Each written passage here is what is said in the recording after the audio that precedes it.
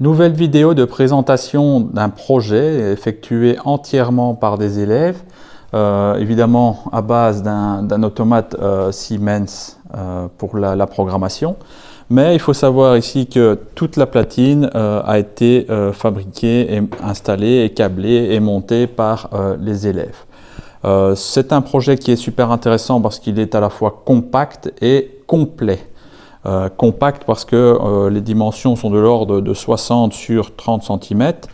Il pèse son petit poids, mais voilà, c'est transportable quand même assez facilement.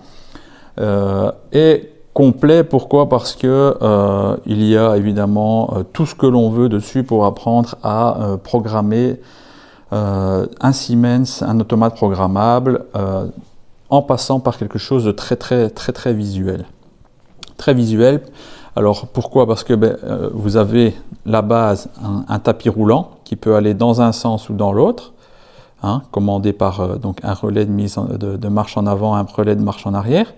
Vous avez une platine de boutons poussoirs assez complet, donc qui vous permet évidemment d'effectuer beaucoup de scénarios possibles, et vous avez également une batterie de capteurs sur le convoyeur qui vous permet de détecter plusieurs choses spécifiques, par exemple si c'est du métal ou si c'est du bois.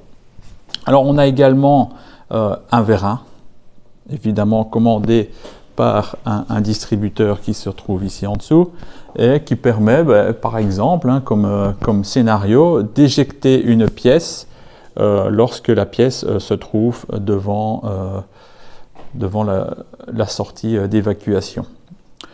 Bon, évidemment, il y a une infinité, comme je disais, de scénarios possibles. Moi, je demande à la base à mes élèves d'effectuer la mise en route du moteur dans un sens, puis dans l'autre, de rajouter un voyant, voilà, et d'y aller petit à petit sans vouloir dès le début faire un scénario abracadabrant, on va dire. Les autres parties, classiques, on a un disjoncteur ici de protection. On a notre transfo 230 volts, 24 volts. On a une petite carte qui est intéressante là-bas parce que c'est une petite carte électronique. Il faut savoir qu'elle a été soudée et les composants ont été soudés et câblés aussi par des élèves.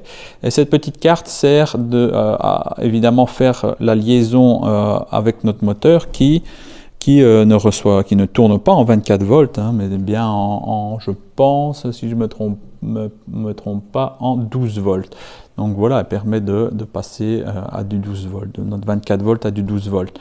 Elle permet aussi, cette petite carte, de faire évoluer le moteur à des vitesses différentes grâce au petit bouton là-bas. On a notre automate Siemens S1200, on a un bornier de liaison. Il faut avouer que le câblage est quand même assez bien réalisé avec des repères partout.